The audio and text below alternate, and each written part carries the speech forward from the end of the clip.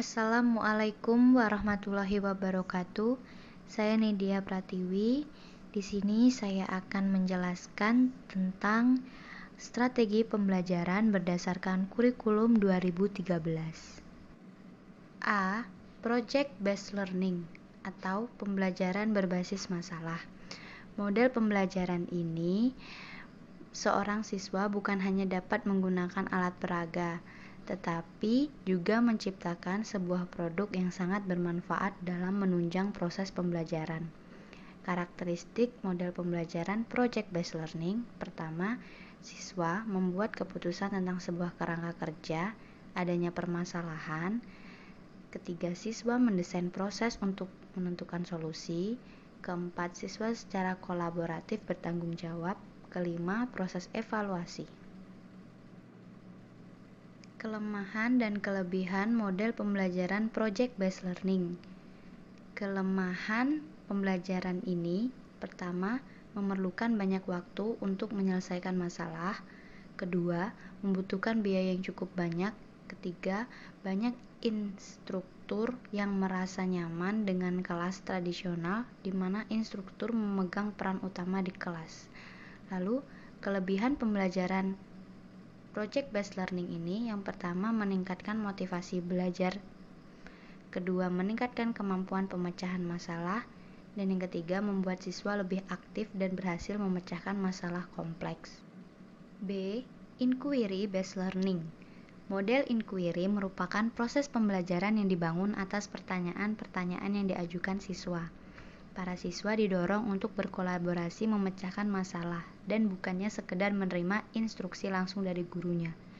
Tugas guru dalam lingkungan belajar berbasis pertanyaan ini bukanlah untuk menyediakan pengetahuan, namun membantu siswa menjalani proses menemukan sendiri pengetahuan yang mereka cari. Guru berfungsi sebagai fasilitator dan bukan sumber jawaban. Jadi, dapat disimpulkan bahwa inquiry berarti suatu rangkaian kegiatan belajar yang melibatkan secara maksimal seluruh kemampuan siswa untuk mencari dan menyelidiki secara sistematis, kritis, logis, dan analitis, sehingga mereka dapat merumuskan sendiri penemuannya dengan penuh pada keterlibatan siswa secara maksimal dalam kegiatan belajar. Prinsip-prinsip inquiry-based learning. Pertama, penerapan prinsip-prinsip belajar mengajar yang lugas. Kedua, mengacu pada aspek-aspek perkembangan sesuai tingkat peserta didik. Ketiga, dalam proses pembelajaran menghormati individu. Keempat, memperhatikan kondisi objektif individu. Kelima, menggunakan metode dan teknik mengajar yang sesuai. Keenam, memaparkan konsep masalah dengan penuh disiplin. Ketujuh, menggunakan pengukuran dan evaluasi belajar yang standar. Kedelapan, penggunaan alat-alat audiovisual dengan memanfaatkan fasilitas. C. Discovery learning. Discovery learning merupakan salah satu dari banyak model pembelajaran yang mulai diterapkan oleh guru-guru di Indonesia. Discovery learning merupakan model pembelajaran yang mengarahkan siswa untuk menemukan secara mandiri pemahaman yang harus dicapai dengan bimbingan dan pengawasan dari guru. D. Scientific learning. Model pembelajaran scientific learning merupakan model pembelajaran yang menuntut siswa beraktivitas sebagaimana seorang ahli sains. Dalam prakteknya, siswa diharuskan melakukan serangkaian aktivitas selayaknya langkah-langkah penerapan metode ilmiah. Model pembelajaran scientific learning dapat dikatakan sebagai proses pembelajaran yang memandu siswa untuk memecahkan masalah melalui kegiatan perencanaan yang matang, pengumpulan data yang cermat, dan analisis data yang teliti untuk menghasilkan sebuah kesimpulan. Prinsip-prinsip scientific learning. Pertama, pembelajaran berpusat pada siswa. Kedua, pembelajaran membentuk student self-concept. Ketiga, pembelajaran terhindar dari verbalisme. Keempat, pembelajaran memberikan kesempatan kepada siswa. Kelima, pembelajaran mendorong terjadinya peningkatan kemampuan berpikir siswa. Keenam, pembelajaran meningkatkan motivasi belajar siswa. Ketujuh, memberikan kesempatan kepada siswa untuk melatih kemampuan dalam berpikir. Kedelapan, adanya proses validasi terhadap konsep, hukum, dan prinsip yang dikonstruksi siswa dalam struktur kognitifnya. Keterampilan abad 21. Pertama, communication atau komunikasi adalah proses pertukaran bahasa yang berlangsung dalam dunia manusia. Oleh sebab itu, komunikasi selalu melibatkan manusia baik dalam konteks intrapersonal, kelompok maupun massa.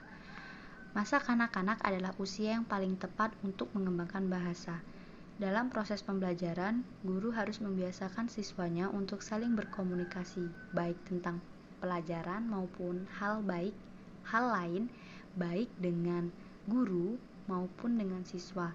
Bahasa yang digunakan siswa dalam berkomunikasi akan memberikan dampak pada siswa itu sendiri. Penggunaan kata yang tidak baik dalam komunikasi juga membawa dampak negatif. Pesan yang disampaikan oleh siswa tidak dapat diterima oleh penerima pesan. Hal ini akan memicu terjadinya kesalahan dalam penerimaan pesan yang dapat menimbulkan kesalahpahaman atau konflik dalam berinteraksi. Kedua, kolaboratif atau kolaborasi. Beberapa peneliti membuktikan bahwa peserta didik akan belajar dengan lebih baik jika mereka secara aktif terlibat pada proses pembelajaran dalam suatu kelompok-kelompok kecil. Suatu pembelajaran termasuk pembelajaran kolaboratif apabila anggota kelompoknya tidak tertentu atau ditetapkan terlebih dahulu.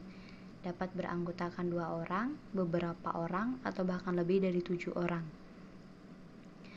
Siswa harus dibelajarkan untuk bisa berkolaborasi dengan orang lain, berkolaborasi dengan orang-orang yang berbeda dalam latar budaya dan nilai-nilai yang dianutnya.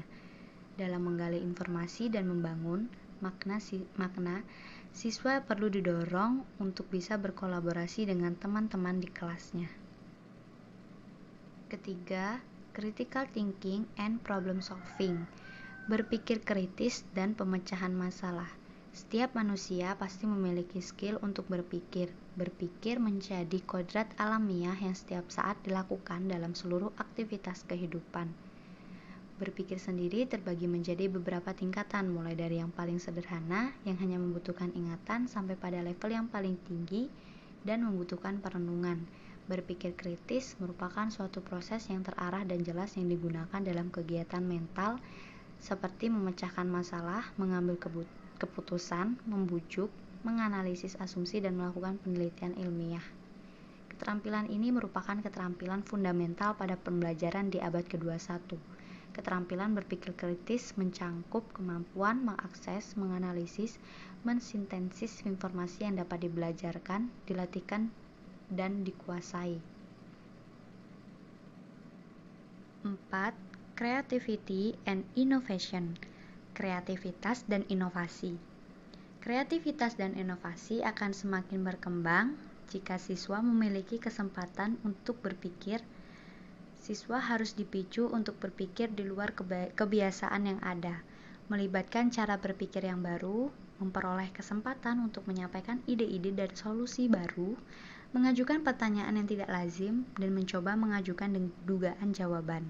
Kesuksesan individu akan didapatkan oleh siswa yang memiliki keterampilan kreatif. Individu-individu yang sukses akan membuat dunia ini menjadi tempat yang lebih baik bagi semuanya. Itulah sedikit penyampaian dari saya tentang strategi pembelajaran berdasarkan kurikulum 2013. Sekian dan terima kasih. Wassalamualaikum warahmatullahi wabarakatuh.